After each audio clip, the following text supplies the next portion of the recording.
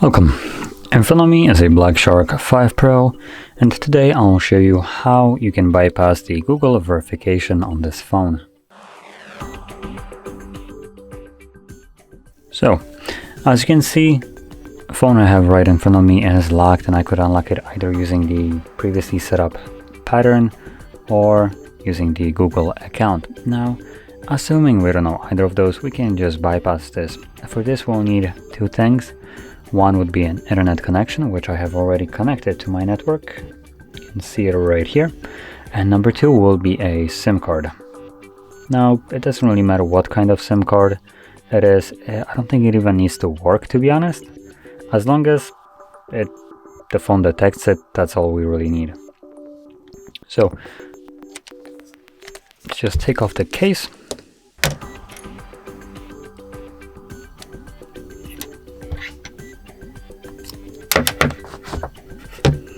I just dropped the tray. There we go.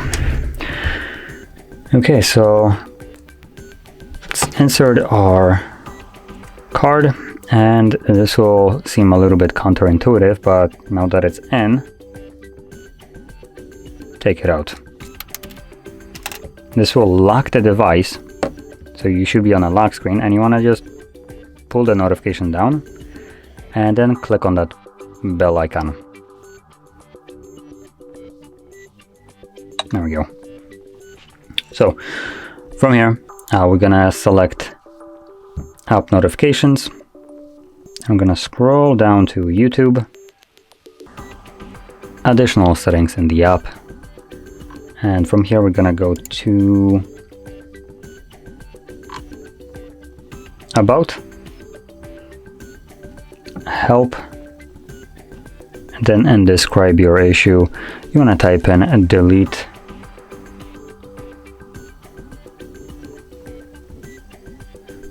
or disable apps on Android.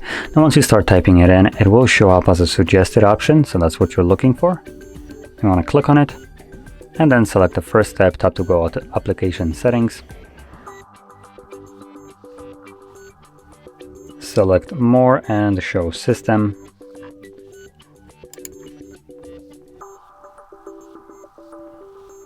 And you should find Android setup right here. So you want to click on it, select force stop, and OK.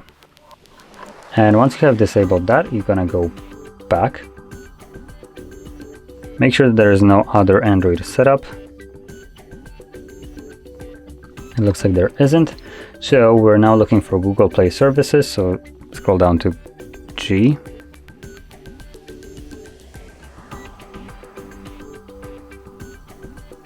Yep, there we go. And you're looking, like I said, in Google Play services. Once you find it, select disable app.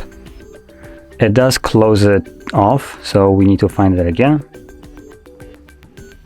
And this time around, select force stop and OK.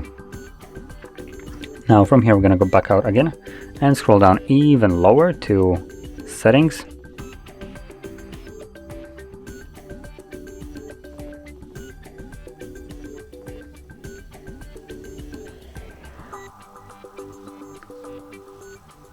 So we can see we have two different settings right here. I believe we're looking for the first one, so with this kind of icon. And yep, it's the one. You can see it. If you open the correct one, it will have the open option. The wrong one, so the one below that, right here, does not have open option. So make sure you open up the correct one, which is this. And then choose open.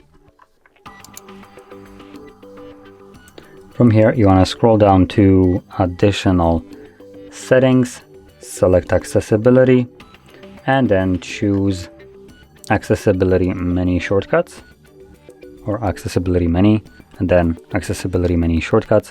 So enable it, select allow, and OK. Now once it's enabled, you want to just back out to the setup. So I think I'm already in setup, yep. So I'm gonna now proceed further.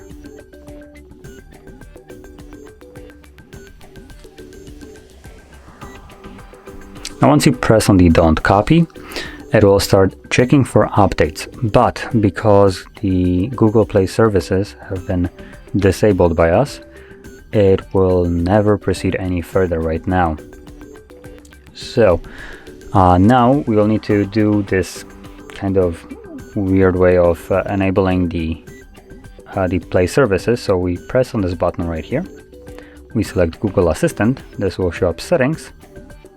And once you press on the settings, though it doesn't always happen, it will take you to the Google Play services page where we have disabled them. And now we want to select enable. Now, like I said, you might need to repeat this process several times to actually get it enabled. So we'll see how many times it takes me.